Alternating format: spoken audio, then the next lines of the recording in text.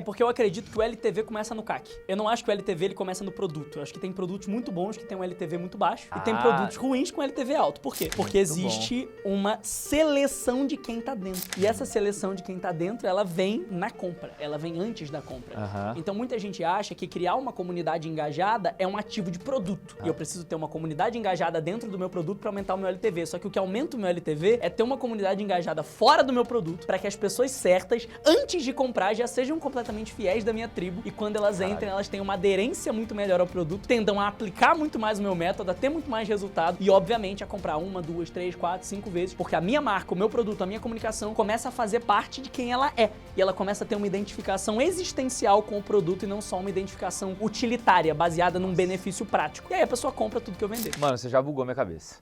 Então, eu não entendia porra nenhuma sobre movimento até esse episódio. Talvez agora eu aprenda ou talvez eu saia daqui sem entender.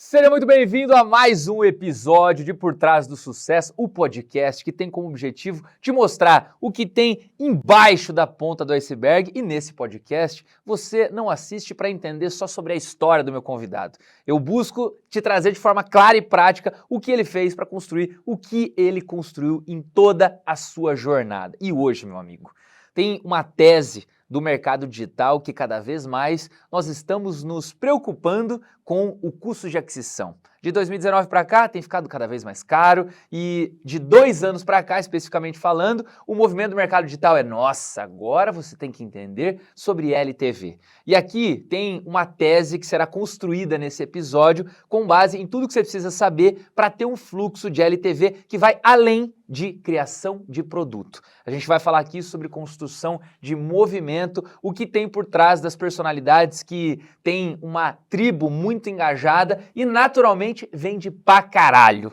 Quero, antes de mais nada, agradecer aqui aos meus patrocinadores, apoiadores. Green, que é a minha plataforma de vendas, onde eu transaciono todas as minhas vendas. Curso Educa, que é a minha plataforma maravilhosa, onde a minha área de membros é colocada. E a Sendflow, que é a minha plataforma que eu disparo todas as minhas mensagens dos meus lançamentos. Dito isso, senhoras e senhores, vocês sabem que eu não só trago referências aqui, mas também eu busco entender histórias que fazem sentido para o meu negócio. Então, é uma forma de eu trazer aqui algo que vai me gerar grana. E se vai gerar grana para mim, significa que você tem que ficar atento, porque eu entendo quem geralmente sabe fazer a parada acontecer. Se você já ouviu falar sobre construção de movimento, eu tenho aqui o cara que é a maior referência no Brasil, ele que é escritor e já gerou para os seus clientes mais de 70 milhões de reais em faturamento com a metodologia que você vai aprender aqui sem gastar R$1. Você não vai gastar nada e vai entender como você faz um movimento foda para o teu negócio, que hoje em dia é crucial. Para mim é uma honra ter você aqui, Davi Ribas. Irmão, obrigado por você ter aceitado esse desafio. Liguei pro Davi hoje, em um momento que eu descubro que ele tá em São Paulo, eu falo assim, ó, mano, é impossível que eu tô gravando, o Davi tá aqui e ele não vai vir gravar comigo. Ligo pra ele e falo assim, ó, viado, vem aqui agora no podcast que eu preciso gravar com você. Aí ele correu, estamos aqui, são 6h28 e com o objetivo de transbordar. Irmão, obrigado, tá? Foda. Tamo junto, cara. Obrigado demais pelo convite. É um prazer aqui estar trocando essa ideia com vocês, um prazer estar com os espectadores maravilhosos aqui. Vamos dar uma aula maravilhosa pra essa galera, Muito irmão. bom. Eu quero, antes de mais nada, entender um pouco sobre o Davi. Para quem não conhece, ele fala muito sobre construção de movimento e estávamos em um Mastermind semana passada e eu assisti a palestra desse maluco e é uma parada que tem explodido não só a minha mente, mas da galera que tá ali também. E, cara, é impressionante a forma lógica com que ele constrói as coisas e é impossível que você não tome um tapa na cara até o final desse podcast. Qual que é o meu objetivo aqui? Cara, papel e caneta na mão, tenta trazer uma sacada pro teu negócio prática. Viu que ele falou algo que te provoque? Anota para você não esquecer depois. Irmão, me conta um pouco mais sobre a sua história. Fiquei sabendo que o Davi é um ex-socialista maluco, é isso? Petistão brabo. Exatamente. Petistão brabo não, cara. Eu era do PCB, Partido Comunista do Brasil, Partido Comunista Brasileiro. Basicamente, pensa, cara, num moleque que desde o começo não se dava bem com a escola. Tá. Eu fui alguém que desde o começo aprendia muito rápido e por isso não me dava muito bem com o ensino tradicional. Minha relação com a escola sempre foi uma relação muito conturbada. E aí eu, como adolescente rebelde, puto demais com o sistema, puto demais com a escola, me pego muito bem naquele discurso marxista, naquele discurso comunista que, pra falar sincero contigo, cara, faz muito sentido quando você não paga imposto. Então, assim, pra um adolescente, eu até brinco, tem aquela ideia de que se você não foi comunista na adolescência, você é uma pessoa que não tem bom coração, mas se você continua comunista na vida adulta, possivelmente você não desenvolveu o seu cérebro, né? Tem uma ideia desse nível. Então eu, adolescente, ali no Partido Comunista, olho para aquela tese maravilhosa de que todo mundo vai ser igualitário, que o mundo vai ser igual para todos e o Estado vai prover para todo mundo. É muito gostosinho para alguém que está se sentindo, de certa forma, machucado pelo sistema, ter uma tese na cabeça onde você tem um mundo maravilhoso e utópico onde todos são felizes. Então eu engajo no Partido Comunista, venho para a União da Juventude Comunista, onde eu fico por alguns anos ali nos bastidores, ajudando na construção de campanhas, ajudando a construir manifestação, fomos em Câmara, protocolar projeto, ajudar em eleição de deputado, ajudar a eleição de governador não, de vereador, de prefeito.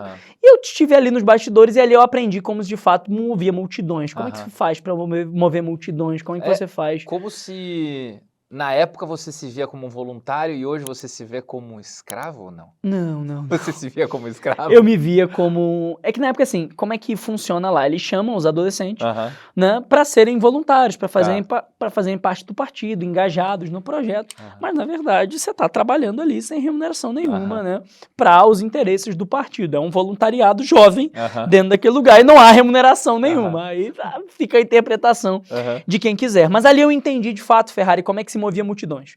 Como é que se fazia pessoas saírem na rua gritando o mesmo grito de guerra, como é que se fazia pessoas irem pra rua com uma mesma camiseta, defendendo uma mesma tese e votarem no mesmo político e por aí vai. Anos depois, quando eu venho pro digital, eu percebo que a mesma estrutura que fazia políticos serem eleitos, pessoas irem para manifestações, defenderem ideologias e darem a vida delas em nome de causas maiores do que elas, também era o que fazia as pessoas terem taxa de conversão alta em lançamento, também era o que fazia as pessoas terem custo por lead baixo, também era o que fazia as pessoas terem LTV alto e dominarem os seus mercados. Eu falei, caralho, velho, eu sei fazer isso. E aí eu começo a entregar isso, primeiro como um copywriter nos bastidores ali, ajudando algumas pessoas e construindo, vendendo VSL, vendendo lançamento, vendendo campanha, só que sempre orientado a essa tese de movimento, construindo lançamentos movimentosos, construindo narrativas que eram ideológicas. Isso foi dando muito certo até que se tornou uma metodologia oficial. Muito foda, velho. E eu quero trazer de forma mais palpável, porque esse termo movimento, ele é recém-chegado do digital. Em 2019 aconteciam alguns movimentos quando eu entrei no mercado, só que não tinha nome de movimento. Era, porra, esse cara tem uma comunidade engajada. E aí você traz um conceito de que existe uma forma intencional disso acontecer. E não é só por identificação de pessoas aleatórias, escolhidas a dedo. Então, para todo mundo ter clareza, qual que é o lance? Explica um pouco mais do conceito do movimento. Tá, vamos lá, vamos entender uma coisa inicialmente aqui. Se a gente for olhar para a antropologia humana e para como o ser humano se forma em sociedade, o ser humano ele é um ser gregário, ou seja, ele é um ser que precisa existir em grupos para sobreviver. Isso é a biologia do ser humano desde que ele nasceu, né? E desde que a humanidade existe. Se a gente parte do princípio que o ser humano é um ser gregário que precisa pertencer, a gente entende que o cérebro humano ele foi desenvolvido com o objetivo de pertencimento. Perfeito. Então, toda a identificação humana, todo o objetivo humano, ela sempre vai apontar para o pertencimento. Todas as decisões que você toma, que eu tomo, que o cara que está gravando toma e todo mundo que está aqui toma, são pautadas inicialmente no desejo de pertencer e no medo de ficar de fora, o famoso FOMO, Fear of Missing Out. Né? Se a gente parte desse princípio e a gente entende que todos os desejos humanos e todo o comportamento humano parte do desejo de pertencimento, então o comportamento de consumo também, e principalmente o comportamento de consumo também, principalmente agora na nova economia, onde a Creators Economy está acabando. Você já percebeu isso, né? Sim. Onde a economia simplesmente da criação de conteúdo e da comunicação engajada digital, baseada em simplesmente conteúdo de valor, está acabando por conta da inteligência artificial. Isso é muito bom, tá? Quando a gente vai entrar muito mais a fundo sobre isso. Vamos nessa. Quando a IA vem, velho, o conteúdo perde valor.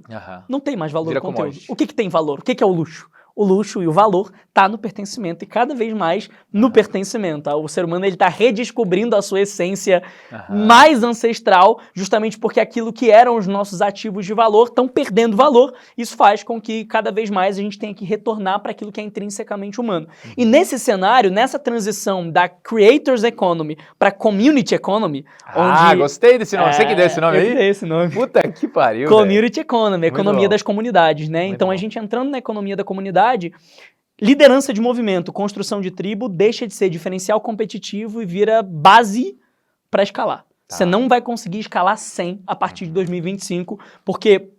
Pensa comigo, olha a quantidade de conteúdos de inteligência artificial que parecem completamente reais aparecendo todos os dias na timeline de todo mundo. Isso em poucos meses que o VO3 lançou. Você imagina isso em 1 ano e meio.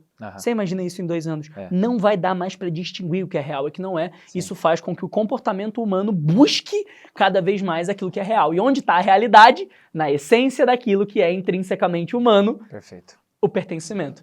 Então, se a gente parte desse pressuposto, a gente entende que o pertencimento é o ativo mais valioso que existe. E se eu sou capaz de ativar as alavancas certas no cérebro humano e no comportamento humano para ativar esse pertencimento, eu transformo a minha audiência em uma legião de fiéis e evangelizadores, como se fossem fiéis de uma religião, e eu faço essas pessoas me seguirem cegamente, conscientemente e com um extremo desejo em direção aonde eu estou levando elas, seja uma grande causa, uma transformação na vida delas e o meu link de checkout.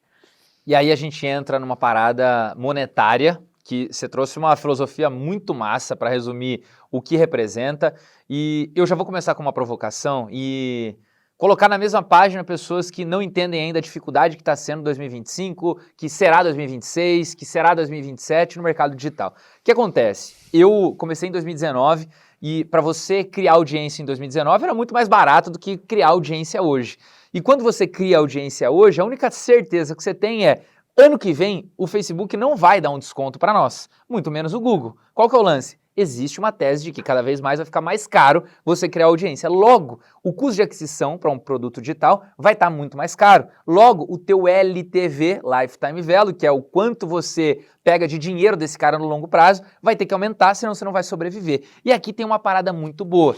Quando a gente fala de LTV, o que pouca gente entende é que quando você tem um movimento muito construído, você consegue vender várias vezes para essas mesmas pessoas. Eu queria que você falasse um pouco mais sobre a sua percepção de LTV com uma comunidade muito bem construída. É porque eu acredito que o LTV começa no CAC. Eu não acho que o LTV ele começa no produto. Eu acho que tem produtos muito bons que tem um LTV muito baixo e tem produtos ruins com LTV alto. Por quê? Porque existe uma seleção de quem está dentro. E essa seleção de quem está dentro, ela vem na compra, ela vem antes da compra. Então muita gente acha que criar uma comunidade engajada é um ativo de produto. E eu preciso ter uma comunidade engajada dentro do meu produto para aumentar o meu LTV. Só que o que aumenta o meu LTV é ter uma comunidade engajada fora do meu produto para que as pessoas certas, antes de comprar, já sejam completamente fiéis da minha tribo e quando elas entrem, elas tenham uma aderência muito melhor ao produto, tendam a aplicar muito mais o meu método, a ter muito mais resultado e, obviamente, a comprar 1, 2, 3, 4, 5 vezes, porque a minha marca, o meu produto, a minha comunicação começa a fazer parte de quem ela é. E ela começa a ter uma identificação existencial com o produto e não só uma identificação utilitária, baseada num benefício prático. E aí a pessoa compra tudo que eu vender. Mano, você já bugou minha cabeça. Então, eu não entendia porra nenhuma sobre movimento até esse episódio. Talvez agora eu aprenda, ou talvez eu saia daqui sem entender. Mano, pra mim, a tese do movimento, ele era construído para que a tua comunidade interna, ou seja, quem já comprou de você, comprasse mais vezes. E isso aqui pra mim tá muito claro que acontece mesmo. Só que você trouxe uma parada que pra mim é novidade e, mano, é incrível e eu não tinha olhado pra esse lado. Então você quer me dizer que a comunidade, ela acontece de quem não comprou de você. Sim. E você tem um movimento que faz com que a pessoa entre. E aí o teu LTV naturalmente vai ficar maior, que é a minha tese que eu tinha até então, só que o seu CAC vai diminuir, porque é a comunidade. Aí vai tomar no cu, velho. Movimento, a gente tem uma métrica dentro da nossa metodologia, eu vou explicar essa métrica pra galera agora, que chama IMOV. Tá. O que é o IMOV? É o índice de movimento. O que é o índice de movimento? Ele é uma soma com uma divisão, uma equação, que faz literalmente toda a metrificação da jornada do cliente, desde que ele te conhece até ele renovar infinitamente. Beleza. Partindo do comportamento interno dele de consumo dentro da sua comunicação e da sua audiência e dentro do seu produto. Parênteses. ele então nunca quis o teu produto. Ele, desde que te conhece, ele deseja a comunidade. Ele deseja a comunidade continuar. e eu posso mudar o produto infinitamente, mudar o nicho infinitamente. Se ele for fiel da comunidade, ele vai continuar comprando. Perfeito. Porque produto tem uma atribuição de valor utilitário. O que é um valor utilitário? Isso tem um benefício prático para a minha vida. O utilitário é o que tem menos valor na pirâmide da percepção de valor. É utilitarização, emoção, pertencimento e causa. Causa é o maior nível de valor. Quando há um nível existencial de conexão, por exemplo, no caso de uma religião, que a conexão não é com a igreja, a conexão é com Deus. Então pode mudar a igreja, pode mudar o padre, pode mudar a casa, cara, todo mundo morrer, todo mundo continua cristão. Porque há uma identificação existencial com a causa do movimento. Por isso que para eu ter um movimento forte na minha comunidade intraproduto, na verdade o que eu preciso fazer é criar uma comunidade forte na comunidade extraproduto. Se eu crio uma comunidade forte na audiência, naturalmente isso é diretamente proporcional a baixar CAC. E se eu baixo o CAC construindo uma comunidade forte fora do meu produto, isso também é diretamente proporcional ao aumento de LTV. Nossa. Então, construção de movimento é diretamente proporcional à descida de CAC e aumento de LTV. Quanto mais forte o movimento é, mais baixo o CAC, maior o LTV ao longo do tempo. Nossa, bugou minha cabeça já. Maravilhoso. Eu quero entrar já numa parte mais prática da coisa. E a maioria das pessoas que assistem esse podcast são infoprodutores. Se eu quero entrar no como, você tem algumas teses, tem uma pirâmide maravilhosa que você mostra sobre estrutura de conteúdo e dá pra gente conversar sobre isso. Mas a partir do momento que você olha para a visão macro da coisa e o infoprodutor ele quer começar a construir um movimento. Qual que é a parada? Por onde começa? Como que faz essa porra? Porque a maioria do infoprodutor, ele tá preocupado em fazer um curso muito bom. Ele não tem essa percepção de que externamente você tendo uma comunidade engajada, você aumenta o seu LTV. Por onde começa? Inclusive, eu tenho uma visão um pouco diferente sobre validação de produto. Eu acho que a primeira coisa que a gente tem que entender é o seguinte: o produto tem que vir depois do movimento. Sempre. Nossa. Então, mesmo que eu tenha o produto montado, primeiro eu tenho que fazer o Product Movement Fit. Eu tenho que entender se a comunicação com a comunidade é alinhada com o produto. E se o produto não estiver alinhado com a comunidade, eu mudo o produto, não a comunicação. Muito bom. Entende? Porque produto eu posso mudar 1 milhão de vezes, mas se eu tenho uma comunidade engajada, eu vou continuar vendendo para ela infinitamente. Como é que eu crio um movimento? A primeira coisa que eu preciso fazer é uma coisa chamada janela de percepção. O que é janela de percepção? Eu vou mapear quem sou eu, quem é o meu mercado e quem é o meu cliente. Eu vou encontrar uma interseção entre eu, meu mercado e o meu cliente. Eu tenho que entender quem sou eu, qual é o meu propósito, qual a minha causa, o que eu estou fazendo aqui, por que eu estou fazendo o que eu estou fazendo, contra o que eu estou lutando, o que eu quero levar para esse mercado, o que eu estou prometendo e quem sou eu nesse jogo. Quanto mais autoconhecimento eu tiver, mais autêntica é a minha comunicação, naturalmente mais fácil que eu crie um movimento. Então a primeira coisa que eu tenho que mapear é quem sou eu nesse processo. Depois que eu mapeio quem sou eu nesse processo, eu preciso mapear meu mercado. Quem são os meus concorrentes, quem são os meus antagonistas e quem são os meus complementares. Quando eu entendo quem são meus concorrentes, antagonistas e complementares, eu entendo o terreno onde eu vou estar colocando a minha comunicação. Depois eu tenho que entender meu público. E aí eu vou procurar a janela de percepção do público. E eu acho a janela de percepção do público fazendo algumas perguntas específicas. Primeira pergunta, quem é o meu público? Então eu tenho que saber exatamente quem é o meu público e quanto mais específico eu for nessa definição, melhor. Depois, como o meu público enxerga a si mesmo. Como ele vê a si mesmo? Qual é a autoimagem dele? Depois... Dá um exemplo. Vou dar um exemplo. Eu imagino que eu estou num nicho de emagrecimento, eu tenho um público que são mulheres de 40 anos, essas mulheres enxergam a si mesmo como mulheres atrasadas, que já perderam a juventude e hoje precisam se provar dignas de atenção, de amor e de tesão. Então elas se acham menos atraentes do que elas deveriam ser e elas sentem que a juventude delas ficou para trás. Então ela vê a si mesma como uma quase velha. Perfeito. Beleza? Segunda pergunta. Como o mundo vê o meu público? O mundo pode ver essa mulher, por exemplo, como uma mulher comum, uma mãe, alguém dedicada, uma boa profissional, mas não vê ela como uma mulher desejada, jovem e dona de si mesma. Então existe aí um erro de percepção que a gente pode explorar depois. Terceira pergunta, como ele quer ser visto pelo mundo? Como meu público quer ser visto pelo mundo? Ela quer ser vista como uma mulher desejada, como uma mulher dona de si, como uma mulher jovem, de sucesso, jovem, atraente. E como esse público vê o mundo. Como é que ele vê o mundo? Ela talvez veja o mundo como um lugar injusto, opressor, machista. Então eu tenho que achar essa janela de percepção. Quando eu encontro essa janela de percepção do meu público, encontro quem sou eu, encontro qual é o meu mercado, eu vou encontrar um eixo no meio do caminho que eu vou chamar de discurso, onde eu vou definir a minha causa, o meu porquê, eu vou definir o problema da minha comunidade, eu vou definir a promessa que eu vou fazer para essa comunidade, eu vou definir o inimigo que eu vou apontar que impede essa comunidade de ter resultado e de conseguir ser vista pelo mundo como ela deseja ser vista pelo mundo, e eu vou criar um grito de guerra, que vai ser uma frase de no máximo 8 palavras, uma sigla ou uma hashtag, pode ser também, que vai representar esse discurso como um todo. Aí eu criei o primeiro pilar do movimento, que é o discurso, que é o eixo fundacional da minha comunicação. Tá, pera. Vai. Que você tá muito acelerado. eu tô bugando aqui, velho, tá maluco. Eu queria um exemplo dessa frase de 8 palavras trazido à realidade. Brasil acima de tudo, Deus acima de todos. Matou. Torna-te quem tu és. Atitude, ação, abundância. Quem é bom em desculpa não é bom de mais nada. Perfeito. E por aí vai. Tá. São normalmente esses slogans do movimento Tá. que essa galera repete, tatua, coloca em camiseta, boné e por aí vai. Beleza. Perfeito, pode continuar. Perfeito? Aí, depois disso, que eu mapeei o discurso, eu tenho que construir a marca pessoal do líder. Então, como é que eu vou fazer a imagem e a percepção e a comunicação desse líder representar esse discurso?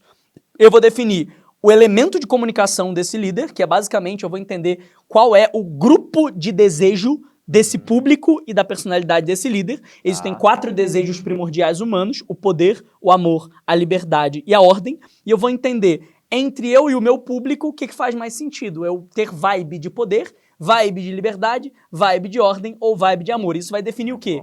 Minha estética, meu tom de voz, as cores, os símbolos, a música e todo o verbal e não verbal que eu vou usar para representar esse discurso. Tá. Depois eu vou definir os atributos da marca pessoal do líder, atributos luz, que são aqueles que eu vou usar para gerar autoridade, e atributos sombra, que vão ser aqueles que eu vou usar para gerar vulnerabilidade e diferenciação. Esses atributos sombra normalmente são defeitos ou coisas que eu escondo da audiência, mas que se eu mostrar, eu uso eles como um mecanismo de me tornar incancelável e dessas pessoas terem um nível de conexão muito maior comigo. Toda personalidade magnética que você conhece é contraditória.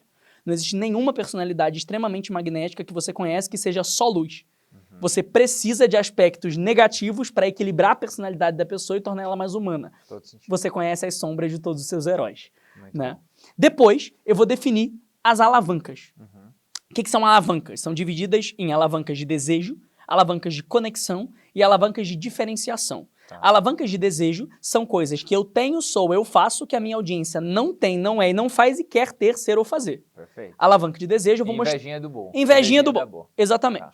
Alavancas de conexão são coisas que eu sou, tenho ou faço, que a minha audiência também é, tem ou faz. Conexão. E eu vou mostrar para gerar conexão. A alavanca de diferenciação são elementos que a minha audiência não tem, não é, nem faz e nem consegue ter, ser ou fazer. Coisas que são únicas e exclusivamente minhas e que eu uso como elementos para diferenciar a minha personalidade e chamar mais atenção. Definindo esses elementos, eu construí a marca pessoal do líder. Esse é o segundo pilar de um movimento. Beleza. E a gente vai para o terceiro, que é a tribo. Antes de entrar na tribo, eu queria um exemplo mais prático desses 3 elementos. Tá, podem ser os meus exemplos. Por exemplo, vamos lá. Algumas das minhas alavancas de desejo. Tá. Meu público quer ter espaço no palco. Então eu posto um monte de foto de palco, um monte de foto de evento, um monte de foto palestrando, porque como meu público é o cara que vai virar o líder de movimento, ele tem esse ego de querer ir pro palco, isso é um desejo dele liderar pessoas. Tipo, pô, fui convidado para um podcast, ele Exatamente. vê isso como reconhecimento. Ele vê isso como um elemento de desejo. Beleza. Perfeito. A gente tem também um elemento de desejo que eu uso, que é morar em frente à praia. Então quase todos os dias eu vou lá nos meus stories, tiro uma foto da vista da minha casa, que é uma vista para o mar, e coloco assim: a vida não é triste, é você que mora em São Paulo. Eu estou usando ali o quê? Uma alavanca de desejo, meu público talvez esteja no trânsito, meu público talvez esteja travado dentro do escritório, trabalhando pra caralho. Ele vê aquela liberdade e fala: puta que pariu, eu gostaria de ter isso. E essa frasezinha é até provocativa, né? Exato, isso é o que a gente chama de mantra, que é o que a gente vai ver lá na comunidade. Beleza, perfeito. Exato, mas eu uso essa frase justamente para provocar esse desejo, porque isso é uma alavanca de desejo. Alavancas de conexão: mulher, cachorro, filho. Legal. Se o cara também é religioso e tem a mesma religião que eu posso usar essa religião como um elemento de conexão. Entende? Elementos de diferenciação. No meu caso, palavrão. No meu caso, sotaque carioca. Vou dar um outro exemplo no caso de um amigo meu, o Guilherme Catani, que é um cliente nosso, que ele ajuda profissionais de harmonização facial a escalarem o negócio deles. E Os médicos costumam brigar muito com os profissionais de harmonização facial. Total. Tanto que o movimento que a gente criou para ele foi um movimento contra a colonização médica. É o movimento estética livre e a colonização médica é o inimigo. E normalmente, quando falam com ele, falam: Catani, você não pode falar de harmonização, cadê o seu diploma? Sabe o que a gente criou? Um megafone chamado diploma. E aí, toda vez que alguém pergunta cadê o seu diploma, ele responde a caixinha de pergunta falando no megafone que tá escrito diploma do lado. Que é um elemento de diferenciação da marca pessoal dele nesse caso. Foda. E esse movimento até traz um pouco do que a gente já viveu na história da humanidade. E ele traz a parada de que, nossa, eu também já tô sentindo o que já aconteceu. Nossa, é muito bom. Tanto que a logo que a gente criou para ele, dentro da marca do movimento, foi um Dom Pedro I com uma seringa na mão. Para representar a colonização médica e toda essa ideia. E o slogan ficou: Independência é decisão. E o nome do produto, Academia da Independência. Então, primeiro a gente criou o movimento, depois a gente desenvolveu o produto sinérgico com o movimento. É uma comunidade que hoje está com mais de 2.000 membros, pagando recorrente anual R$1.000 por ano. Muito bom, velho. Maravilhoso. E agora eu vou entrar um próximo bloco que a gente vai falar sobre conteúdo. Que não tem como você falar sobre construção de tribo externa sem uma conexão com o conteúdo que você gera no dia a dia. E tem uma parada que eu quero que você fale sobre isso de novo, que foi muito provocativa pra mim, e no começo eu te xingava, eu falava: mano, filho da puta, isso aí não tem o mínimo sentido. E no final eu falo: cara, eu sou essa pessoa. Eu te ouvi falando sobre o conteúdo do fundo de funil. Sim. Fala sobre isso. Cara, é que na verdade a gente acha que o nosso público consome uma coisa que ele não consome de verdade. A gente parte de um pressuposto, que é uma porra de um viés do caralho, de que o público fundo de funil, ele é teoricamente mais inteligente, então ele entra no Instagram pra estudar. Mas na verdade é o contrário. Quanto mais fundo de funil o cara é, mais ele trabalha. Quanto mais ele trabalha, mais cansado do trabalho ele tá. Quanto mais cansado do trabalho ele tá, mais ele busca por entretenimento bobo na internet. Então, se o seu conteúdo tem cara de aula, conteúdo ou papo sério, o que, que você faz, Leandro Ferrari? Manda meme. Ignora. E manda meme preconceituoso, louco, besteira, piada, maluquice pro teu sócio. Então, se eu quero pegar a tua atenção e do teu sócio, o que eu preciso não é produzir conteúdo sobre o assunto que eu tô falando, mas sobre assuntos das bolhas que você consome. Isso me leva a um outro pressuposto, que vamos te contar uma história para você entender o contexto dessa tese, porque isso é bem importante até para a próxima parte que a gente vai falar sobre a construção da tribo em si. Depois de muito tempo mentorando pessoas, Ferrari, as pessoas vinham com uma mesma queixa para mim.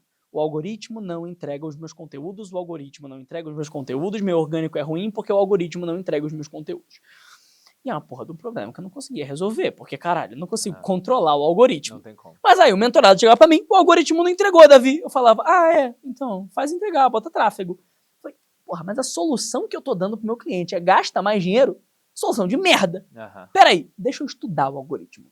E aí eu fui ler todos os artigos que eu podia sobre inteligência artificial de mídia paga, sobre a Meta e sobre como as inteligências artificiais de tráfego, sejam elas Meta ou Google, mas principalmente Meta, que é onde a maior parte dos infoprodutores estão, e como elas funcionavam na prática. Eu entendi que, na verdade, como é que a Meta calcula para quem ela vai mostrar o anúncio e quanto ela vai cobrar por esse anúncio. Existe uma métrica chamada Estimated Action Rate. O Estimated Action Rate é basicamente a chance hipotética de engajamento que aquela peça única de conteúdo tem. A Meta faz esse cálculo para entender se ela vai mostrar ou não, quantas vezes ela vai mostrar, para quem ela vai mostrar e quanto ela vai cobrar para mostrar, baseado no Estimated Action Rate. Ou seja, o Estimated Action Rate tem poder de controlar o CPM. Muito bom. Se o Estimated Action Rate tem poder de controlar o CPM, o que gera o Estimated Action Rate? O engajamento orgânico daquela publicação, daquele tipo de conteúdo. Porque, obviamente, isso é uma coisa óbvia que todo infoprodutor sabe, se tem um conteúdo que engaja muito no orgânico, se você botar anúncio nele, o que acontece? Normalmente ele vai dar muito bom. Se você pegar algo que é ruim no orgânico, você vai botar anúncio, existe uma chance menor daquilo ali dar muito bom. Você vai meio que enfiar a goela abaixo. Você vai enfiar a goela abaixo do público, vai obrigar a gastar dinheiro para mostrar para as pessoas, o que não é inteligente porque você está escolhendo gastar mais e não gastar menos. E quanto mais o CAC sobe, se eu quero ter uma empresa realmente sólida, meu objetivo é sempre diminuir o custo de aquisição. Total. Tá, como é que a Meta calcula o Estimated Action Rate, então? Basicamente, de 7 em 7 dias, as inteligências artificiais da Meta resetam o cluster de afinidade que você faz parte. O que isso quer dizer? Basicamente, toda vez que você entra no Instagram, você scrolla e tem um padrão de interação. A Meta entende esse padrão de interação de maneira qualitativa e quantitativa e te coloca dentro de uma bolha.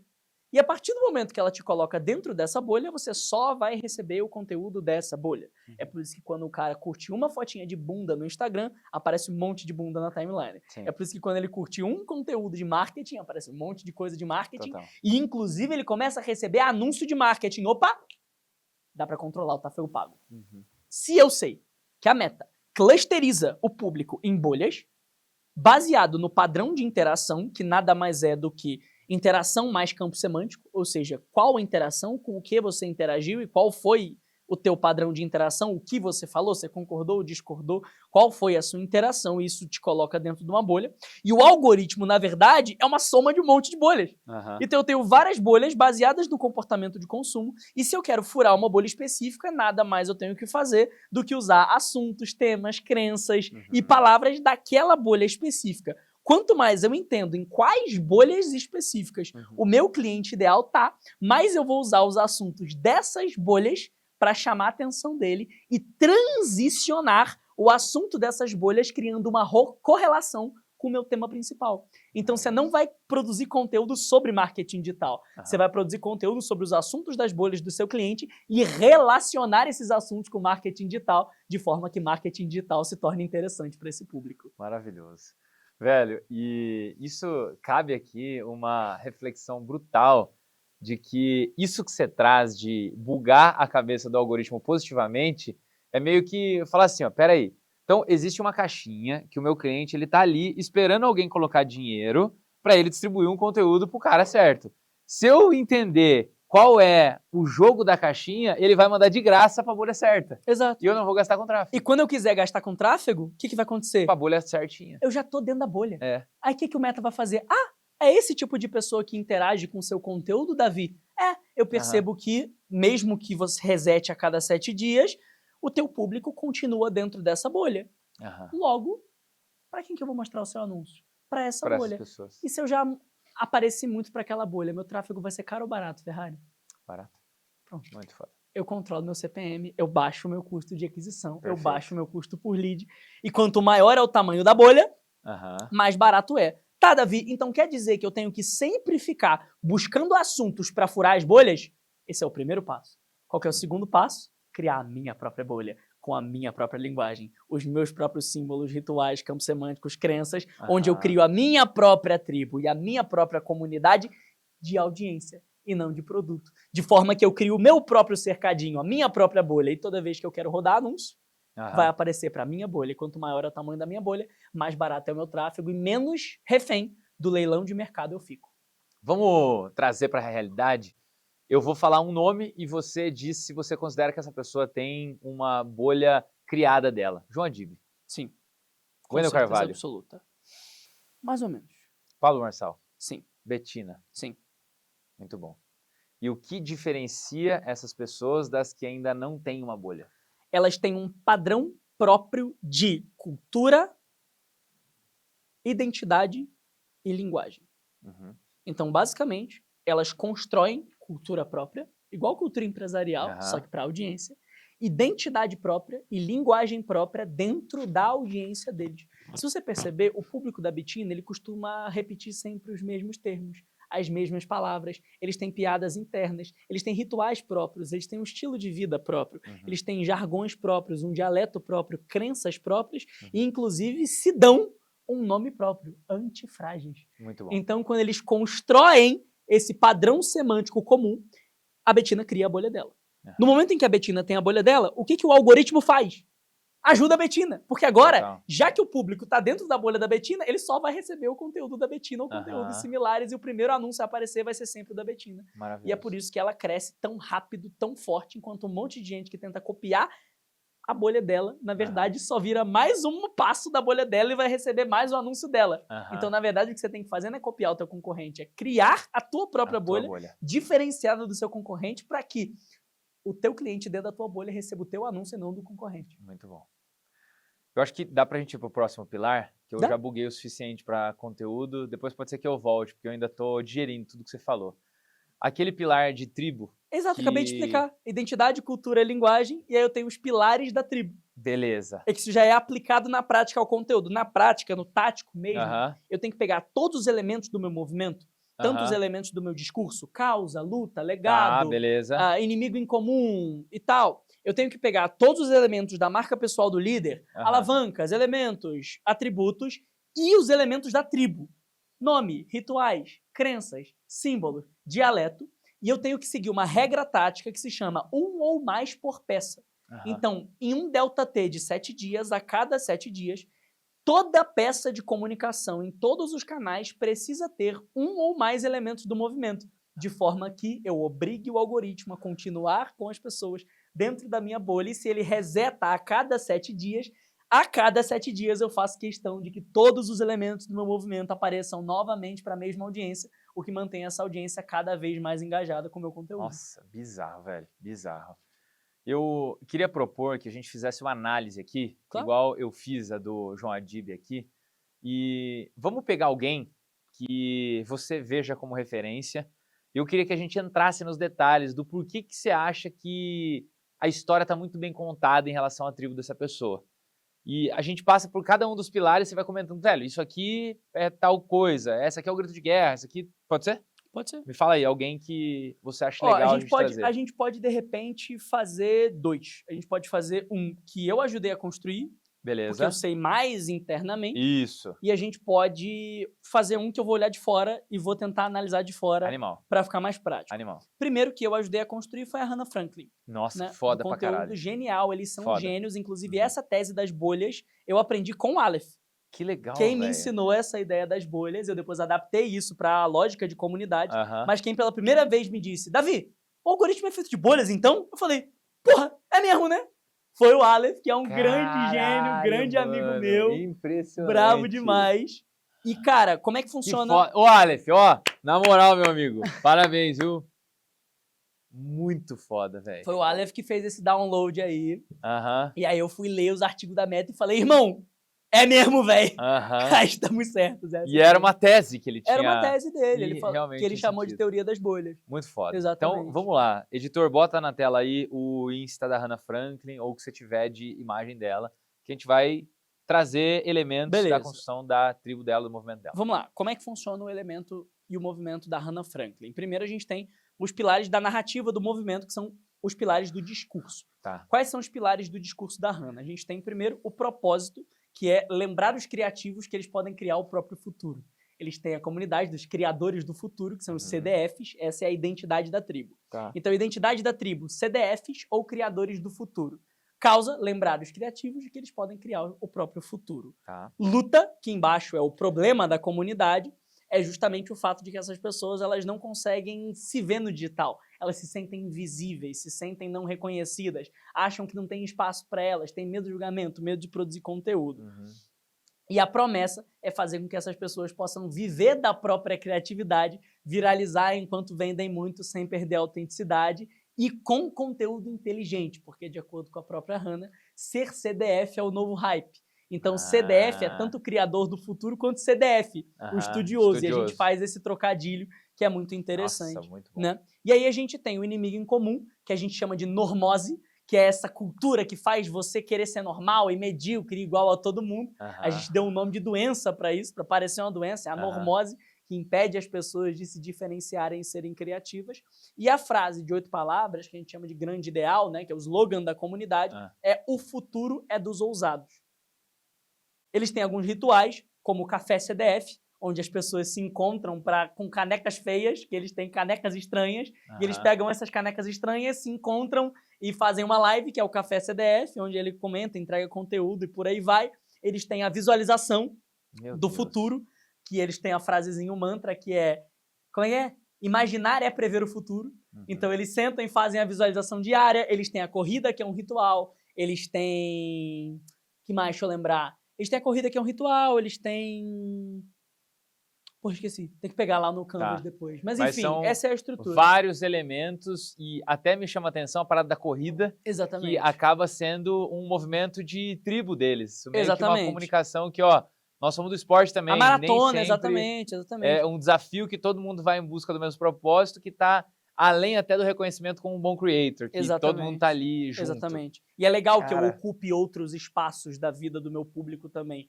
O ideal é que eu ocupe tudo que eu puder no território mental, com as histórias que eu conto, no território comportamental, nas ações que a gente faz no dia a dia, por isso que é interessante os rituais e outros ambientes da vida do público. Sim. O território moral, que são as coisas que eles acreditam que é certo ou errado, as coisas que eles acreditam que é bom ou ruim, e o território físico. Por isso o lance, por exemplo, da caneca, ou do óculos, ou do estilo de roupa. Porque eu domino também o território físico do meu público. E aí tem uma coisa muito interessante nesse ponto, que é outro ritual, lembrei aqui agora qual eu ia falar. Eles têm também o se divertir no processo, que é uma das crenças, é uma das teses do movimento. E aí o que eles fazem? Eles constroem danças feias durante a gravação, mostram esses bastidores da dancinha e mostram, olha, você quer criar conteúdo, se divirta no processo, se divirta no processo, se divirta no processo. É muito bom, e isso gera engajamento com a comunidade também. Mano, a dancinha feia é muito bom, velho. É muito bom. Eles são muito bons, mano. Eles são geniais. Caraca, e depois que criou-se todos esses mantras aí, o conteúdo dela teve esse potencial brutal ou já era muito bom antes? Já era muito bom, agora tá muito melhor. Se agora você tá escroto, olhar né? todos os conteúdos da Hannah, todos eles fazem seeding dos elementos do movimento. Então ela faz um conteúdo sobre outra coisa, mas menciona a normose no meio do caminho, seguindo a regra de 1 por peça. Ela fala visualizar é prever o futuro, ela fala CCDF é um novo hype, ela fala o futuro é dos ousados. Então ela vai repetindo essas palavras, repetindo esses rituais, e a comunicação ela fica padronizada. Quanto mais você constrói um movimento, esse movimento ele é sistemicamente repetitivo. Então você repete os mesmos símbolos, as mesmas crenças, os mesmos rituais, os mesmos elementos, isso vai gerando memória, vai calcificando na mente do público e vai fazendo a comunidade ficar cada vez mais engajada. Muito bom. Vou tentar fazer uma retrospectiva aqui e tentar trazer de forma mais prática como o infoprodutor, depois de ter mapeado isso que você trouxe, como ele vai aplicar para o negócio dele. Então, a primeira coisa que você me falou é, a gente tem que definir todos esses mantras que envolvem... todos esses elementos da comunidade. Discurso, mantras, líder e tribo. Definir discurso, líder, tribo, eu fechei o blueprint do meu movimento. É um canvas. Perfeito. Aí o cara tem o canvas na mão e ele fala, olha, meu conteúdo tá ruim pra caralho, eu tô apanhando do algoritmo. Que, na verdade, o conteúdo dele que tá sendo o problema, que o algoritmo não vai empurrar uma coisa que ele acha ruim. O que ele tem que olhar na criação de um conteúdo? Ele vai entender o que as pessoas que estão na bolha dele estão comentando, buscando, estudando, e cria conteúdos com base nisso que fazem alguma conexão com o conteúdo dele. Vamos lá. A regra para o conteúdo é a seguinte. Primeira coisa, mapeia o público. Tá. Encontra quais bolhas o meu público faz parte. Porque eu ainda não tenho a minha bolha. Eu vou partir desse pressuposto. Fala 3 bolhas. De que eu estou criando meu movimento. Vamos lá. A bolha dos conservadores, a bolha do Café com Deus Pai e a bolha do marketing digital. Top. Mas imagina que o meu conteúdo não é de marketing digital. É de desenvolvimento pessoal. Mas eu sei que o meu público está interessado em marketing digital e consome marketing digital. Beleza. Mapeei essas bolhas, imagina que sejam essas 3. Eu tenho uma estrutura padrão de conteúdo, onde obrigatoriamente o gancho do meu conteúdo, o hook da peça, precisa ser uma polêmica, uma crença forte, uma afirmação contraintuitiva, uma recompensa rápida, um conflito, uma curiosidade ou um elemento de identificação dessa bolha. Então, eu vou te dar um exemplo. Marketing digital. Todo mundo no marketing digital conhece o Joel J. Total. E todo mundo no desenvolvimento pessoal também. Conhece e o Joel J tem elementos de desenvolvimento pessoal que fazem muito sentido. Pra caralho. Então, o que eu posso fazer? O que deixou o Joel J milionário não foi o marketing digital. Não. Eu usei uma curiosidade sobre uma bolha específica que o meu cliente faz parte. Ele vai parar para assistir. Cara, não. Agora tudo faz sentido. Entendeu? Então eu pego as bolhas e vou criar polêmicas, crenças fortes, afirmações de contrassenso, curiosidade, identificação, conflito ou polêmica, crença forte, afirmação contraditiva, recompensa rápida, conflito, identificação, curiosidade. Isso. Sobre essas bolhas. Isso no hook. Isso vai prender a atenção. No corpo, eu vou trazer uma narrativa alegórica, que é uma história simbólica, uma história pessoal, uma história de terceiros, uma história de alguma prova social ou um argumento retórico, que é um argumento técnico e racional, que conecta esse hook com a crença. E a crença no conteúdo é justamente o elemento do meu movimento que eu vou plugar dentro daquele conteúdo. Normalmente eu vou apresentar jeito certo e jeito errado de fazer alguma coisa, ou crença certa, crença errada do meu público. O foco do conteúdo não é ensinar, é quebrar paradigmas que impedem a compra.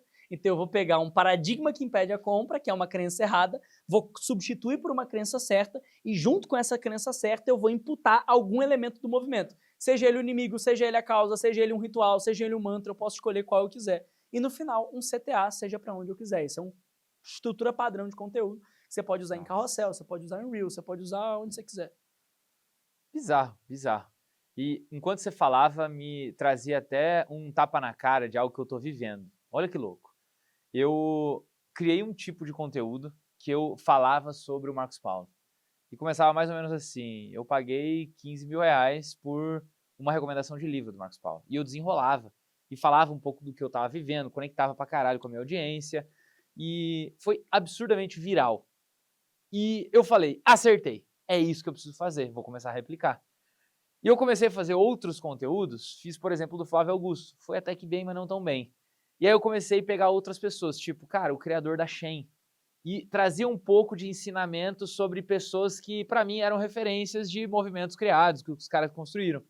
E eu comecei a flopar, tipo, comparado com o modelo, não trazia o mesmo resultado. E aí agora, enquanto você falava, eu falava, mano, peraí, as pessoas que eu tava falando, que eu flopei, não estão na bolha das pessoas que me seguem. O Marcos Paulo, o Flávio Augusto são pessoas que estão dentro da bolha e quando você fala Joel J, eu falo para ele, não, o Joel não ficou rico por causa de marketing digital. Ou alguma coisa provocativa, é a bolha interessante. Então, me traz aqui uma clareza de que quando eu for falar de pessoas, se eu for falar de pessoas que estão dentro da bolha das pessoas que... Você já entendeu. E é interessante que você pegue coisas fora do teu mercado. Por exemplo, qual é um dia comum do seu público? Em que sentido? Um dia comum do seu público ideal. O que ele faz num dia comum? Um dia comum dele. Ele trabalha muito e estuda muitos dados do negócio dele. E o que ele faz quando ele não está trabalhando nem estudando dados? Aproveitando a família ou estudando? Estudando o quê? Marketing digital. Só marketing digital. Predominantemente marketing digital. E quais são os hobbies desse cara? Corrida, beach tênis e crossfit, talvez. Pô, crossfit. Bolha. Corrida, bolha. Corrida, bolha. Beach tênis, bolha. Família, bolha. Pode crer. São assuntos. Eles têm religião? A maioria, sim. A maioria é cristã? São cristãos. Beleza. Eles conhecem o Legendários? Sim. Vou te dar um exemplo de um conteúdo meu, porque a gente tem uma bolha parecida, vende para um público parecido em algum ponto. Eu usei um gancho, que foi um dos meus conteúdos que mais vendeu no orgânico, que era assim. Quando os legendários sobem a montanha, mal sabem eles que estão descendo pro inferno. Puta que pariu. Não, o nego te xingando pra caralho. Não xingam, eles agradecem, porque na verdade eu faço uma reviravolta no final que é, eles descem pro inferno pra dentro de si mesmos pra se tornar homens melhores. Não, pois é, mas o clickbait inicial é muito provocativo e o cara que é cristão, ele vai falar, mano, tá louco. Que porra é essa? Ele vai ficar no conteúdo. Ele vai querer ver e vai te xingar até o final. Exatamente, só que aí no final eu faço uma reviravolta e ele fala, caralho, que massa, quem é esse cara? Análise. E aí digita o bagulho que joga na sessão estratégica. Nossa. Vou dar um outro exemplo, que é bem interessante também. Por que que na Disney como é que a Disney usa manipulação psicológica para ninguém jogar lixo no chão dentro dos parques? Disney é um assunto da bolha do meu público. Meu público se interessa pela Disney, gosta de ir para os Estados Unidos. Peraí, manipulação psicológica, Disney não jogar lixo no chão? Pesado. Verdade, não tem lixo no chão nos parques mesmo, viés de confirmação. Ele fica no conteúdo. Então eu uso a magia do hook, que conecta com a reviravolta no final e conecta com a crença que convence esse público de alguma ideia que vai facilitar a compra ou diminuir o ciclo, ou diminuir a objeção, ou quebrar barreiras que ele tenha para clicar nos meus anúncios, entrar nos meus produtos e por aí vai. E esses conteúdos eu chamo de conteúdo de doutrinação. O que é a doutrinação? É um pouco diferente da elevação de consciência. Eu não acredito que o conteúdo tenha que elevar a consciência.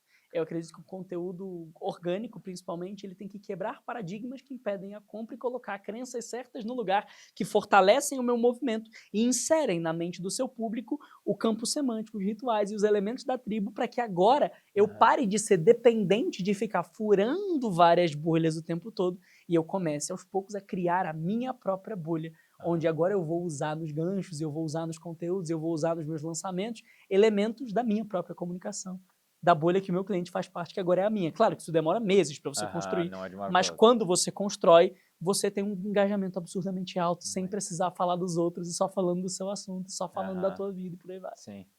Mas é uma construção, não é uma coisa que rapidamente você consegue, tipo um Joel da vida que faz uma reflexão de qualquer coisa e a galera, uau! Mas já há quantos anos que ele está construindo a mesma comunicação, exato. consistente na mesma coisa. Exato. Inclusive, o maior erro do infoprodutor é criar um movimento novo a cada lançamento. Eu não acredito nisso. Tem que ser um movimento só. Nossa, agora E foi todos polêmico. os lançamentos são micronarrativas dentro de um mesmo macro movimento. O movimento é um só para sempre. Fala isso de novo que eu preciso pegar um corte disso que vai dar um belo de um take pra eu colocar isso aí viral. O maior erro, o infoprodutor é burro, irmão, porque ele cria um movimento novo a cada lançamento. E a cada lançamento ele cria uma comunicação nova que ele vai entrar num ciclo de aderência de mais de 18 meses. E é por isso que todo lançamento novo ele paga um lead mais caro do que o anterior.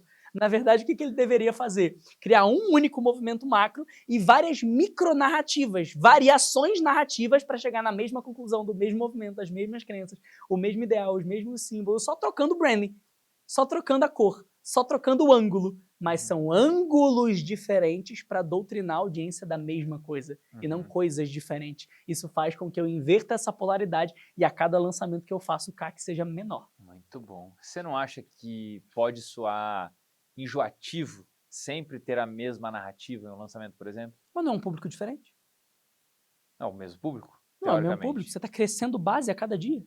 Sim. Tem pessoas Faz novas chegando, tem base nova crescendo. Aham. Vai ficar repetitivo se você continuar exatamente com o mesmo Igual. número de pessoas. Só que mesmo assim eu não acho que fique enjoativo, porque a pessoa é uma pessoa diferente. Aham. Passou um tempo, ela viveu novas coisas, ela prestou atenção em novas coisas e agora ela pode interpretar diferente a mesma narrativa. Uma promessa, uma narrativa. Mas nessa lógica, você como copywriter, a narrativa pode ser a mesma sempre, mas a promessa você dá um toque, alguma coisa diferente? É que uma coisa é venda, Aham. outra coisa é movimento. Tá. O movimento ele vem antes da venda. Então é doutrinação, marketing, vendas. Eu separo assim Tá. na minha tese. Eu não tenho marketing, vendas. Eu tenho doutrinação, Que vem marketing, antes. vendas. Perfeito. Doutrinação prepara para o marketing pescar. É Aham. como se eu criasse o meu próprio aquário. Aham. Uma vez que eu crio o meu próprio aquário, eu tenho meus peixinhos dourados ali dentro e é a função do marketing pescar. Sendo que tem uma coisa bem interessante, bem importante, já que a gente falou do contexto de lançamento. O movimento dos lançamentos deve ser o mesmo, mas o ângulo narrativo muda. Então eu crio histórias diferentes para levar o meu cliente à mesma conclusão. Perfeito. Vou te dar 3 exemplos de campanhas minhas. Vamos lá. Minhas 3 melhores campanhas até hoje. Uma se chamou Ascensão Vanguarda, a segunda se chamou O Ato Final e a terceira se chamou Dossiê Secreto. Aham. Os 3 tinham o mesmo movimento. Tá. O grande ideal, torna-te quem tu és, era o mesmo. Aham. O inimigo em comum era o mesmo. Tá. Os símbolos eram os mesmos. A diferença é que eu usava ângulos temáticos diferentes. Então eu mudava a temática do lançamento, Perfeito. mas eu não mudava a ideologia do lançamento. Entendi. Para que a cada campanha que eu faça, naturalmente a aderência seja maior, porque aí eu consigo converter lista de um no próximo, lista de um no próximo, lista de um no próximo, e a minha audiência fica cada vez mais doutrinada. Então, ao invés de eu comprar a lista hoje e essa lista perder engajamento ao longo do tempo, que é o natural, ela ganha engajamento ao longo do tempo. E eu crio uma bola de neve positiva, onde o meu custo por lead é cada vez menor e a minha taxa de conversão é cada vez maior. Cara, o grande lance é a combinatividade de tudo isso. Porque eu, olhando de fora, tudo faz sentido a partir do momento que tudo está funcionando. Só que se o cara, ele tenta mudar a narrativa em todos e faz conteúdo, acontece uma coisa. Agora, quando combina tudo, né, a tribo que está sendo construída, o movimento, com todos os elementos, junto com uma narrativa repetitiva, porém com outros ângulos, faz com que a parada funcione. Então, eu tô falando isso, mas para ninguém aqui pegar ponta solta do que o Davi tá falando e tirar como a única coisa que foi falada. Não, tipo, não, não. como uma Tudo tarefa de casa. inclusive, vocês são burros por causa disso, tá, audiência? Vocês se acostumaram a ser táticos demais. E é por isso que vocês não ganham dinheiro. É. É porque o dinheiro tá no estratégico. O dinheiro Muito tá bom. no sistêmico. Aham. Nunca vai existir uma única coisa. Para de. Ah, tá! O Davi falou que tem que ter ritual, então. Então é um É, ritual. Não, é. caralho. É todas as coisas Ah, juntas ao mesmo mesmo tempo, acontecendo em um delta T de longo prazo pra coisa Aham. funcionar. Muito Por foda. exemplo, o movimento tem 4 ciclos. Aham. 30 dias, 3 meses, 6 meses, 12 meses e 18 meses. Tá. E eu preciso respeitar esses 4 ciclos e existe uma agenda de campanha específica que eu preciso fazer, temáticas de lançamento específicas que eu preciso fazer Nossa. e ordens narrativas específicas que eu preciso Aham. fazer, onde a orquestra inteira toca a mesma música, Aham. no mesmo tom, com os mesmos instrumentos, Durante todo o orientada tempo. numa ordem lógica de 18 em 18 meses. Eu reseto a cada 18 meses. Muito foda. Então tem Exato. que tudo ser pensado dessa forma sistêmica e estratégica. Aham. O cara, por exemplo, ele faz planejamento anual, não faz? Uhum. Mas ele faz planejamento narrativo anual? Nem fudendo. Eu nunca fiz. Agenda de campanha? De qual história a gente vai convencer a nossa audiência esse ano? Nunca fiz. Já que a gente vai convencer nesse ano, como é que vai ser o semestre, trimestre, mês, dia? Aham. Logo, que conteúdo eu tenho que produzir hoje? O que sistemicamente faz sentido com os 18 meses 18. seguintes. E você falou que isso muda a cada 18 meses. A gente vai para um próximo estudo de Reseta a caso, cada 18 meses. Ele reseta. Então quer dizer que todas as suas falas e mantras, eles mudam depois de 18 meses? Não, não mudam, mas o ciclo reseta. Eu volto para a primeira campanha. Vamos lá, vou explicar um pouco mais na prática. Tá. Criei o movimento. Uhum. Primeira coisa que eu vou fazer é a validação do campo semântico. Isso demora mais ou menos 3 semanas para acontecer. Uhum. Validei o campo semântico, eu entro no ciclo de 30 dias. Aham. Ciclo de 30 dias eu vou fazer o tiro de alerta, manifesto e a primeira campanha de ativação do movimento, Aham. que é um lançamento semente, Sim. digamos assim. Fiz essa primeira campanha de ativação, eu entro no ciclo de 3 meses, onde nesses 3 meses eu tenho que seguir a seguinte ordem: narrativa de medo, narrativa de sonho, narrativa de desejo. Uhum. 3 meses. Tá. Depois eu entro nos 6 meses.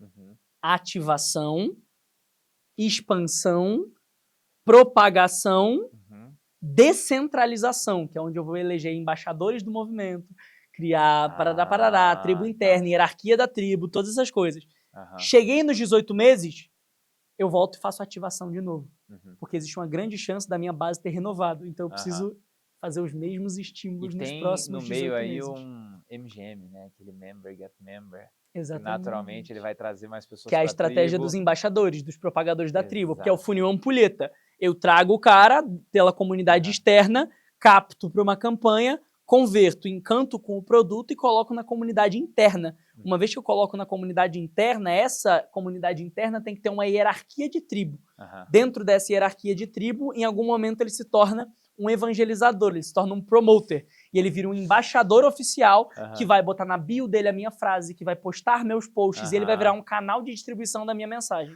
Nossa, isso é brutal, velho. Puta que pariu. Vamos entrar agora em uma análise de alguém que você não fez, mas que você gosta do movimento. Tá. Então, primeiro vamos citar aqui algumas pessoas que você acha que constrói muito bem isso do Tá. digital. Cara, Ítalo Marcilli, que é o que eu Ítalo. vou avaliar, Beleza? tá? Ítalo, Eu acho que o JJ, Joel, Flávio, Flávio. GV, muito bom. Aham.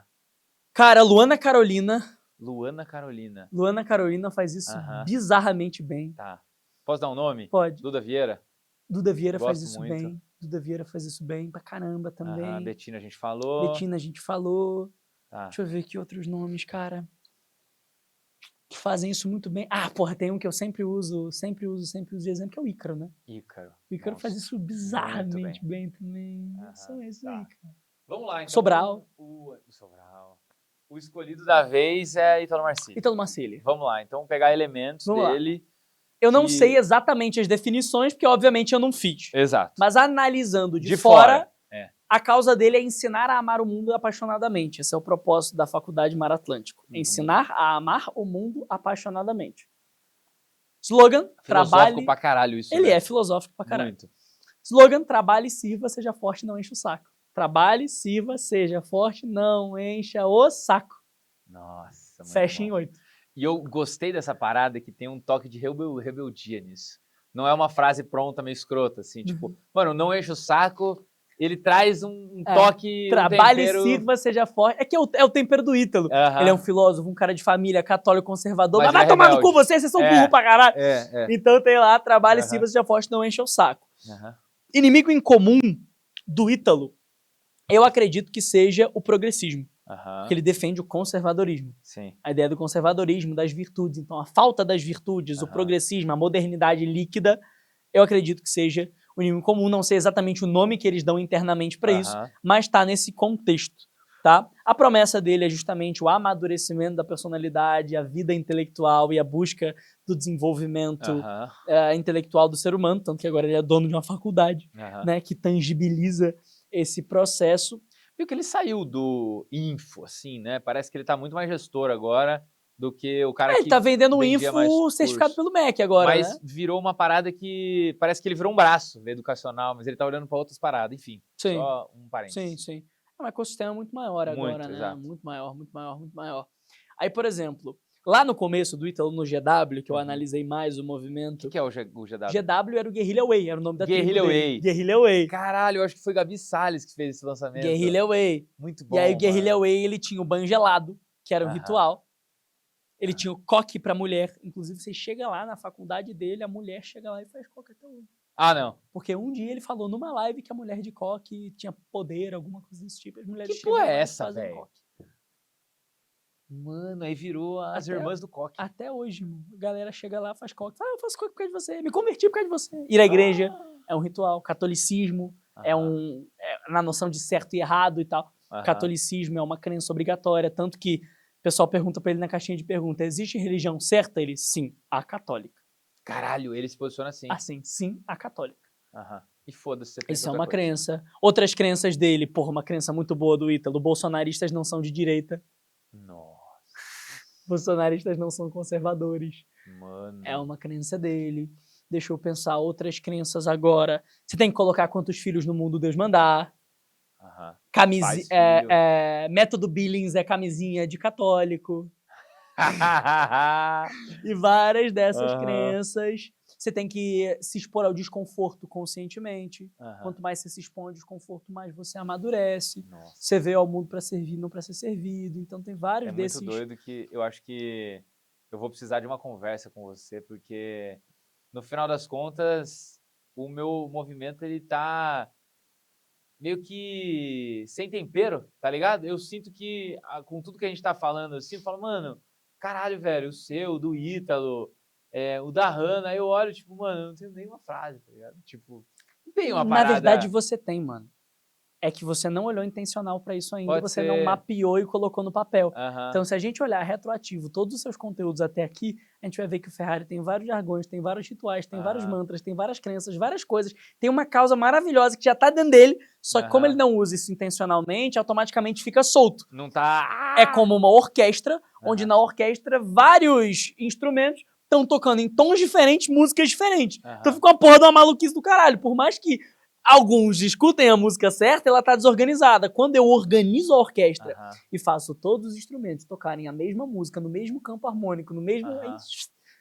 A coisa fecha e fica sistemicamente organizada. Se for extrair, possivelmente você já tem a maioria dos elementos e você só precisa colocar eles intencional. Muito bom. Ítalo, fechamos? Ítalo, fechamos. Agora, eu quero puxar uma parte de erros que você vê as pessoas cometendo. E vamos olhar para infoprodutores, pessoas do digital, com base em movimento, em escolhas, em decisões. Cara, qual que você acha? Óbvio que vai ter o viés do movimento aí, da falta talvez de criação, mas qual que é a maior cagada quando alguém escolhe fazer um movimento ou não faz um movimento? Primeira coisa, criar o movimento ao invés de extrair o movimento é o primeiro erro. O cara ele quer fazer de fora para dentro e não de dentro para fora. Sempre vai dar merda. Porque, pensa comigo, cara, você quer ser o líder do seu movimento. Mas se nem você vive na prática a causa que você está defendendo, vai ser impossível você arrastar multidões por essa causa. Então o cara ele pensa, qual inimigo eu vou criar? Qual ritual eu vou criar? Já existe, caralho. Qual ritual tu tem? Qual é o teu inimigo? Qual a tua causa? Quais são as tuas crenças? Qual é a tua visão de mundo? Qual é a tua ideologia? Eu preciso identificar e organizar e não tentar criar. Segunda coisa, copiar concorrente. É a pior coisa que você faz na tua vida. Quem copia concorrente é burro. porque você copia o concorrente, mas você nunca vai conseguir copiar a visão de mundo do concorrente, então você tá fazendo todo o tático dele com a visão de mundo errada, você vira uma porra de um Frankenstein de todo mundo que você copia, sem identidade própria nenhuma. Terceira coisa, achar que movimento é narrativa de lançamento. Movimento não é narrativa de lançamento, movimento é orientação sistêmica de marca. O movimento ele está no produto, fora do produto, dentro do produto. Inclusive a cultura organizacional da sua empresa tem que ser a mesma do teu movimento. Não existe separação entre a cultura externa e a cultura interna. Toda empresa deve ter uma só ideologia, para sempre. E coerente ao longo do tempo. Porque é isso que vai construir marca, é isso que vai fazer a coisa ser de fato consistente e ter coerência, ter força na cabeça do público. E uma quarta coisa é querer compensar a incompetência orgânica e conteúdo ruim com tráfego pago. Acho que o cara, às vezes, ele cria a parada, acha que tá bom, não valida o comportamento humano de consumo e ele já quer forçar dinheiro para mostrar para as pessoas, sendo que, na verdade, velho, eu não acredito em métrica numérica. Para mim, toda métrica numérica, ela é uma métrica humana transformada em um dado quantitativo. Mas eu preciso entender antropologicamente os dados, porque por trás de todo dado existe um comportamento humano. Então, o meu CTR está baixo. O que é um CTR baixo? Um CTR baixo é uma falta de motivação psicológica para o clique. Se houve uma falta de motivação psicológica para o clique, houve uma trava para o clique. Se houve uma trava para o clique, ou houve um paradigma, ou houve falta de motivação. Então eu tenho que entender onde houve a falta de motivação, ou onde existe algum paradigma a ser quebrado para que a pessoa clique, eu tenho que fazer isso antes da pessoa receber o anúncio. Muito bom. Então eu tenho que pensar no comportamento humano por trás dos dados. As pessoas, principalmente de lançamento e de infoproduto, elas costumam ser numéricas demais. E costumam ficar muito apegadas ao tático operacional e numérico sem interpretar antropologicamente os dados. Por isso elas tomam decisões erradas, porque os dados numéricos, infelizmente, eles mentem.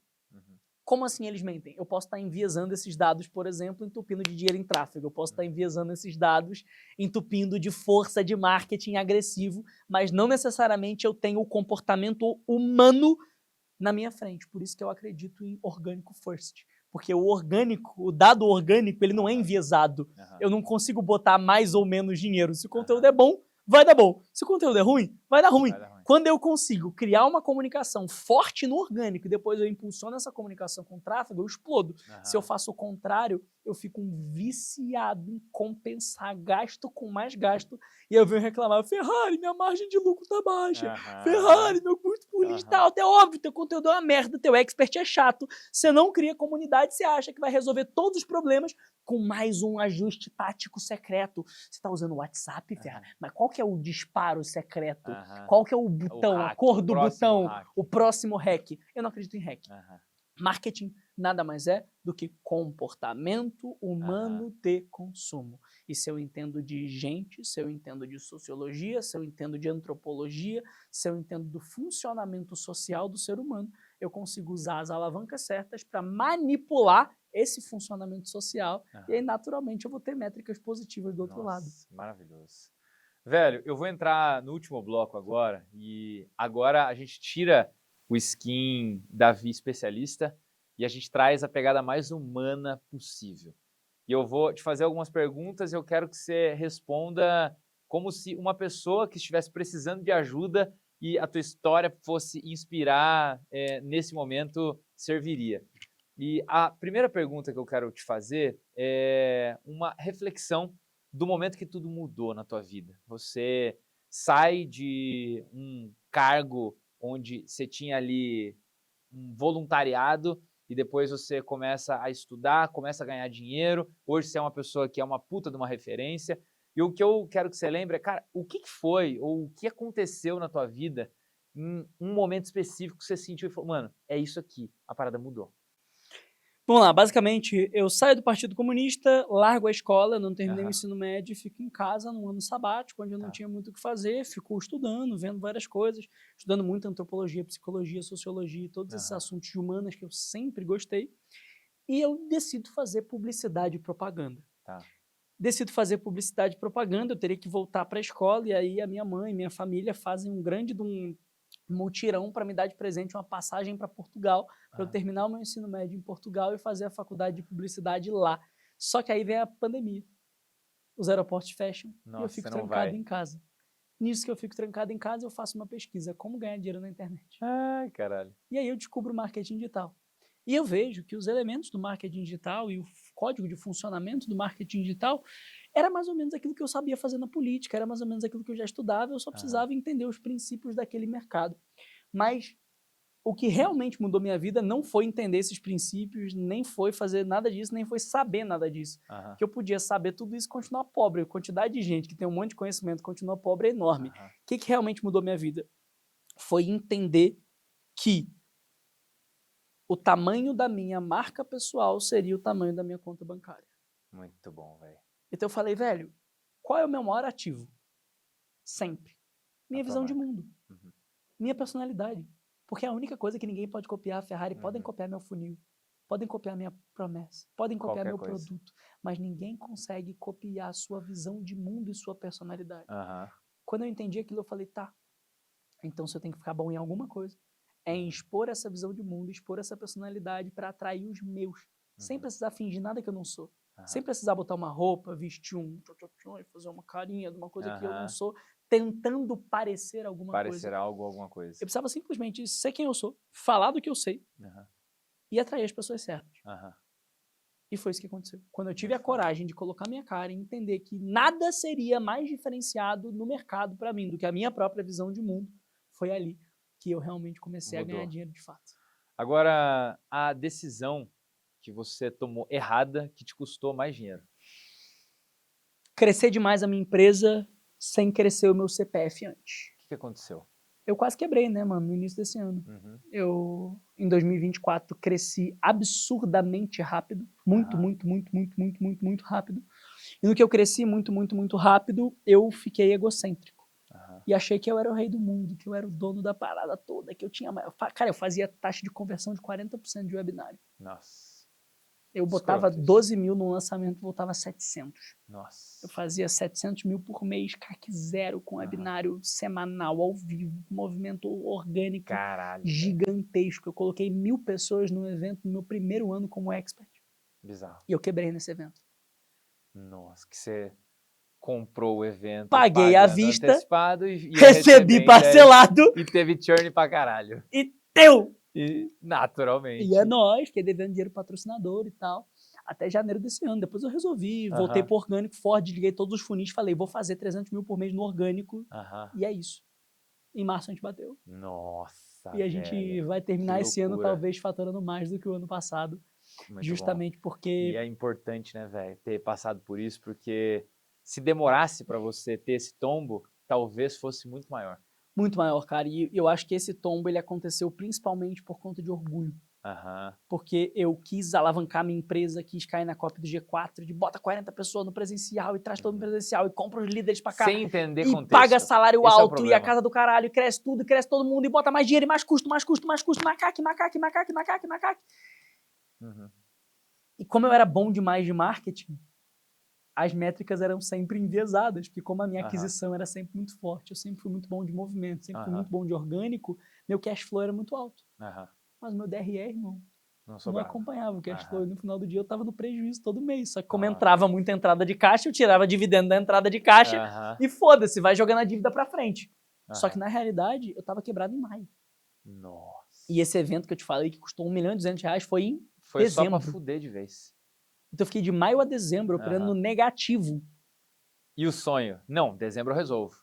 Vou Agora, fazer 5 hora milhões no evento, que eu sou pica, minha taxa de conversão é a maior do mundo, tem ninguém melhor de pitch que eu no mercado, eu sou o cara do movimento, blá, blá, blá, blá.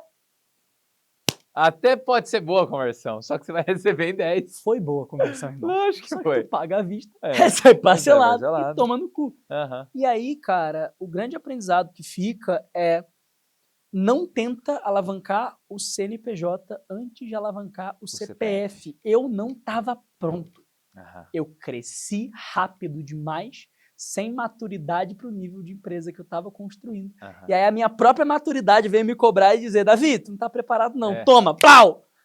E aí eu sou obrigado a descer, recomeçar e dizer, bicho, vamos lá, vamos começar de novo, Aham. fazer do zero. Humildade.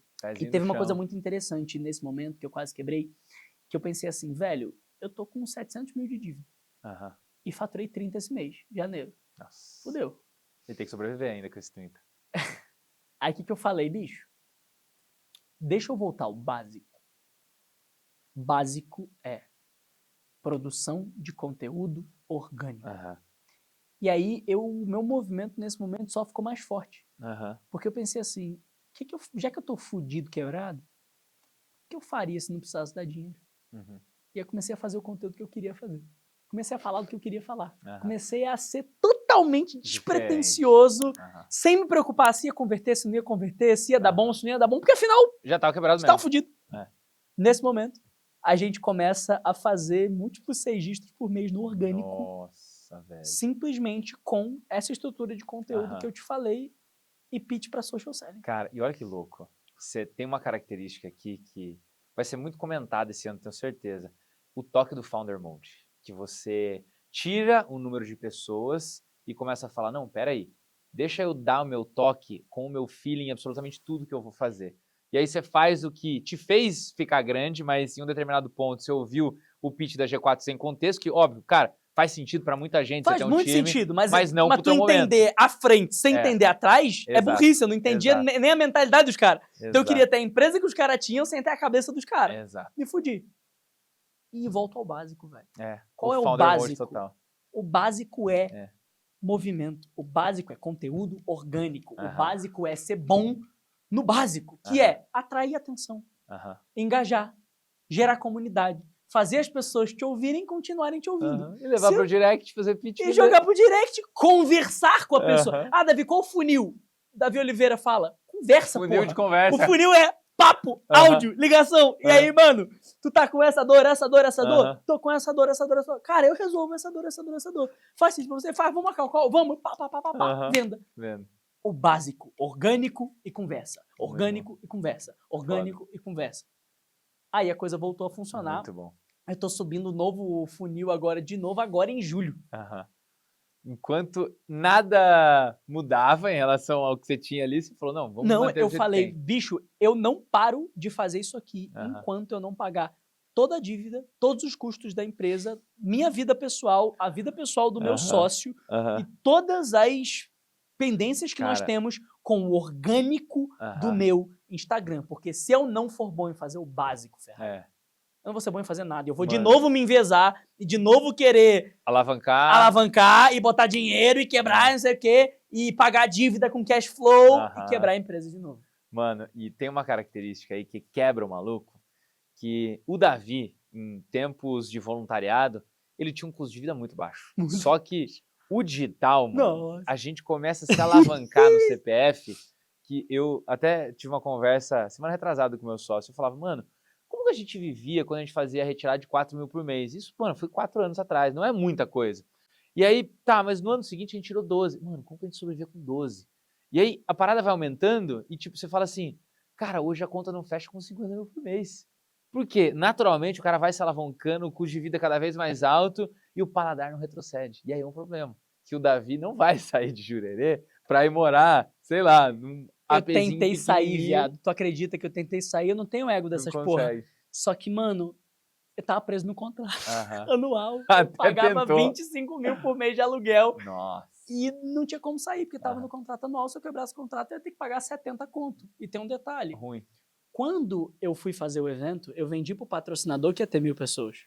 Ah, E eu tinha que entregar 1.000 pessoas. sim. E os funis estavam ligados, eu tive que desligar todos os funis e colocar todo o dinheiro do tráfego, realocar todos os recursos da empresa Pra ingresso. pro evento, para ingresso. Aham. Uma hora o dinheiro acabou. E eu Aham. aportei da PF. Nossa. Zerei a PF. Caralho. Aí eu tava nesse momento com a PF zerada também, tendo que pagar o aluguel mano. com o cash flow que eu fazia Pô, no que social foda selling, isso, velho. Muito bom.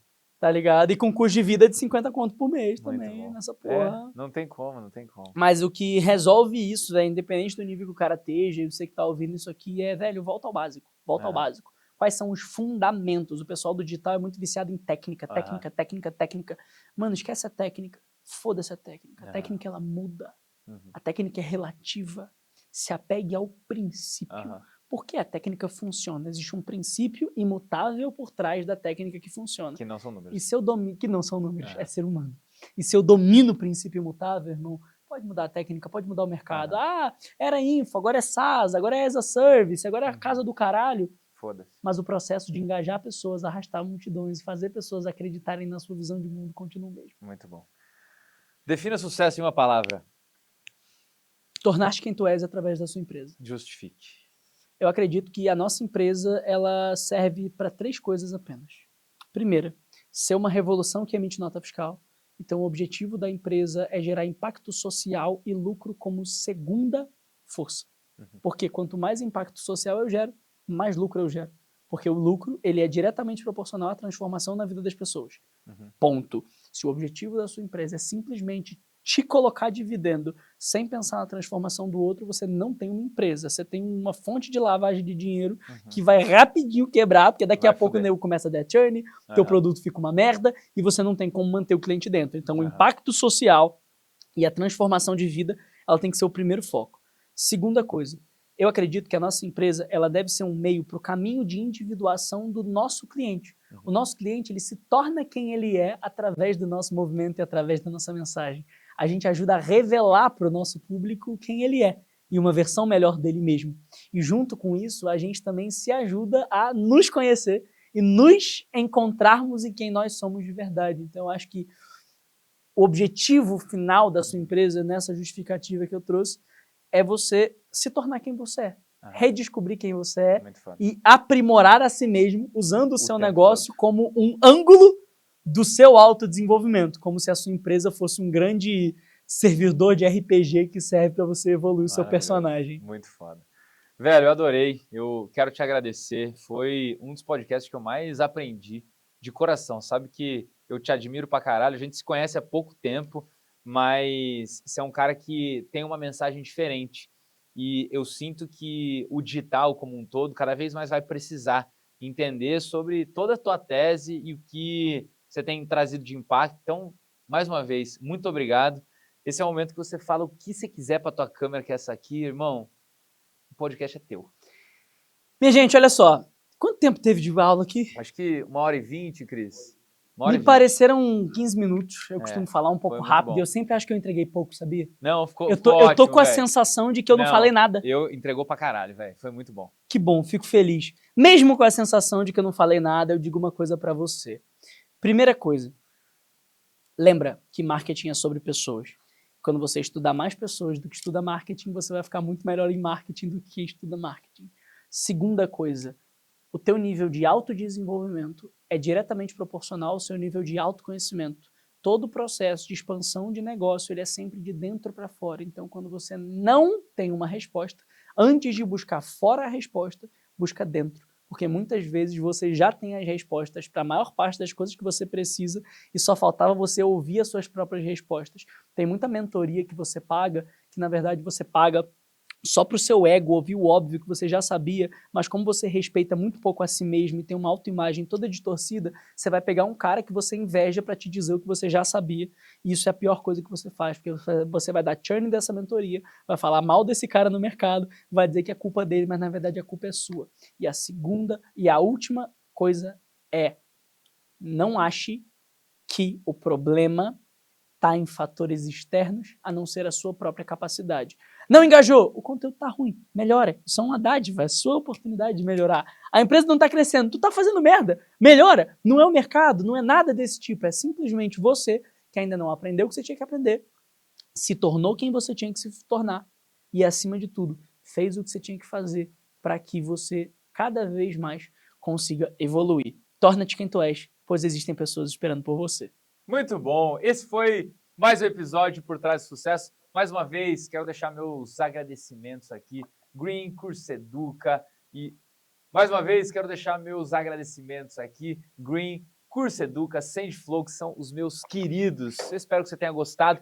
Deixa aqui teu comentário. Esse foi mais um episódio insano de Por Trás do Sucesso. E eu te vejo semana que vem, quinta-feira. Tamo junto. Fui!